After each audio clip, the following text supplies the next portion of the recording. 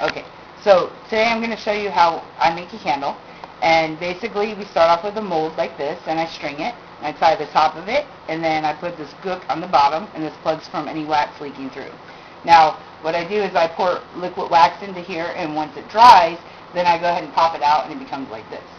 Now, from that point, I go ahead and take my candle, which would be the mold, and I add 25 to 30 layers on it. Now, because we're pressed for time in a video, I'm just showing you kind of like the end result.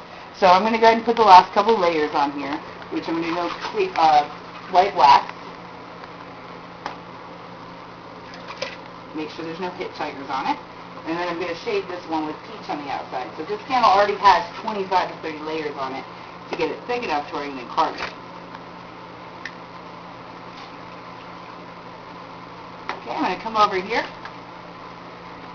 and I'm going to tuck my bottom under. That just makes sure that I have a place to hold on to as I'm carving. Now, I'm going to start off with a regular kitchen knife.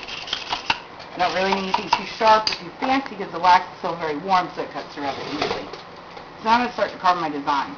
The design I'm going to carve is called lace, so I'm going to make a cut, go all the way around the candle, making the same size cut all the way around.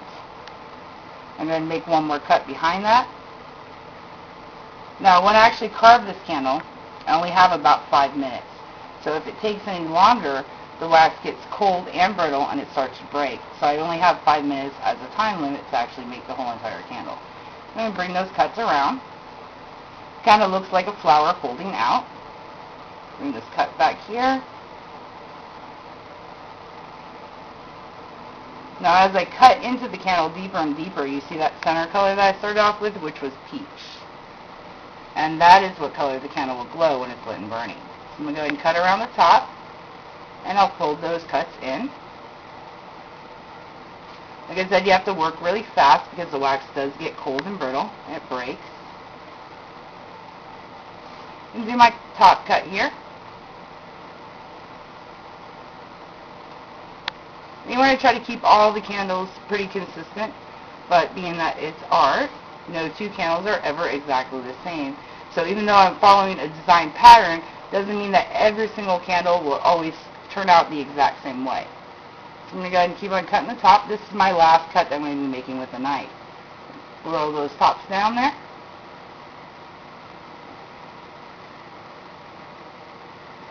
Now I'm going to change tools to a powder stick. A little stick with two little loops in the end. I'm going to pull out a smaller wax, twist it, place it back into its candle. Now the key in doing twists is to twist very quickly and follow it down. This makes the twist really pretty. Do that all the way around the candle. Now I'll then take it and go up on top here and twist it out the same way, but instead of laying it back against the candle, I'm going to roll it in toward the center, and this makes a little rosette. And do this all the way around. Now in just a few moments here, I'm going to show you guys how this candle will stand flat. By cutting off the bottom. Tuck my cut back in. Around the top here. These are all those different colors that I put throughout the candle as I was dipping it. Make that little cut there. And I'm going to cut off the bottom. Push up into the candle, twist it all the way around. Set that aside for just a moment. Now, we never like to waste anything, so we do always try to make something off our scraps. I always like to make like mushrooms or make bottle drippers. You guys can check out all of my candles on my website, mycandlekeepsakes.com. You can also follow my blog as well, which is mycandlekeepsakesblogspot.com.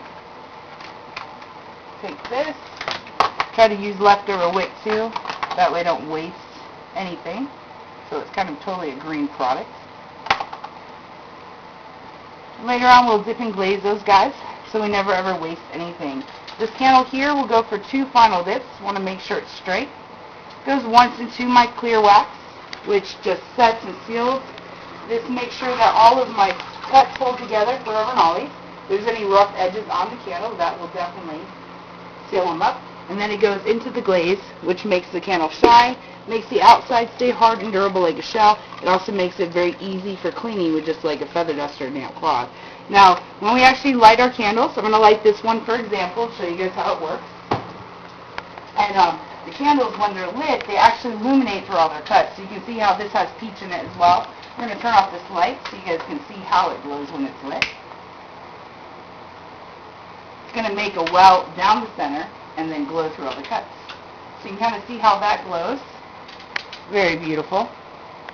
Now all the candles, when you burn them, just the inside burns, and then you put a little tea light or votive to replace them. That way the outside of the candle will stay hard and durable for always, and you have a lasting candle forever.